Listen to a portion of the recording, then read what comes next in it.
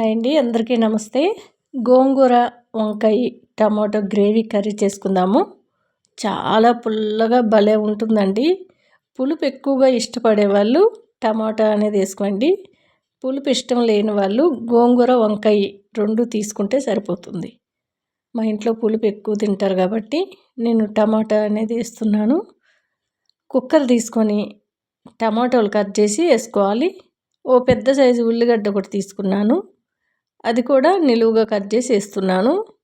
వంకాయలు ఒక 5, 6 అయితే సరిపోతాయి. మీరు ఎంత కర్రీ కావాలనుకుంటే అన్ని వంకాయలు కూడా యాడ్ చేసుకోవచ్చు. నేను ఆ గోంగూర అనేది కొన్ని దగ్గరలు గోంగూర అంటారు, కొన్ని దగ్గరలు పుంటికూర అంటారు. దాన్ని బట్టి కొద్దిగా వంకాయలు తీసుకున్నాను, ఒక 5 వంకాయలు తీసుకున్నాను. మనకి గోంగూర ఏంటంటే కొద్దిగా వేసుకున్నాను అనమాట. నేను ఒక 10 రూపీస్ తీసుకున్నాను. 2 కట్టలు అనమాట, పెద్ద సైజు 2 కట్టలు. మాకు ఆకుకూరలు అనేటివి ఇక్కడ ఎక్కువగానే దొరుకుతాయి.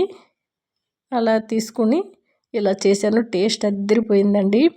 కొద్దిగా పసుపు, రాళ్ళుప్పు, మనకి కల్లుప్పు అని కూడా అంటారు, కొద్దిగా కారం పొడి, ఒక గ్లాస్ వాటరు, కడిగి పెట్టుకుని గోంగూర. కుక్కర్ మూత పెట్టి స్టవ్ పైన పెట్టి 3 విజిల్ వచ్చే వరకు స్టవ్ హైలో పెట్టి ఉడికించుకోవాలి. 3 విజిల్ వచ్చాక కిందకి దించేసుకుంటే కుక్కర్లో గాలంతా వెళ్ళిన తర్వాత మాత్రమే మనం ఓపెన్ చేసి చూడాలి. అప్పుడు చక్కగా కుక్ అయిపోతుంది.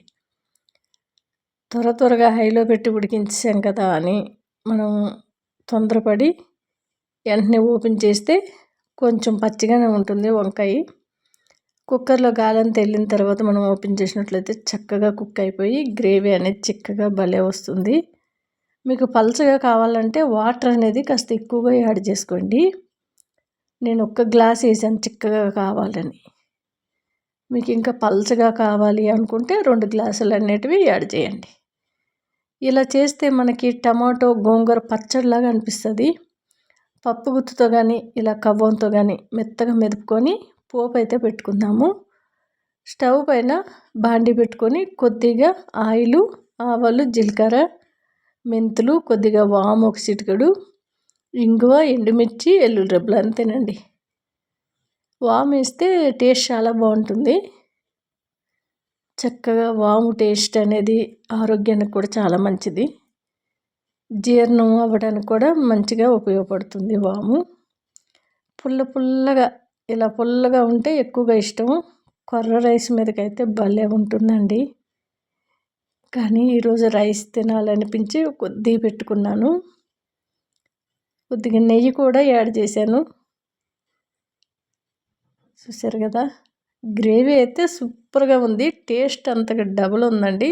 ఎవరైనా పులుపు ఇష్టపడే వాళ్ళు ఒక్కసారి ఇలా ట్రై చేయండి, అదిరిపోయింది.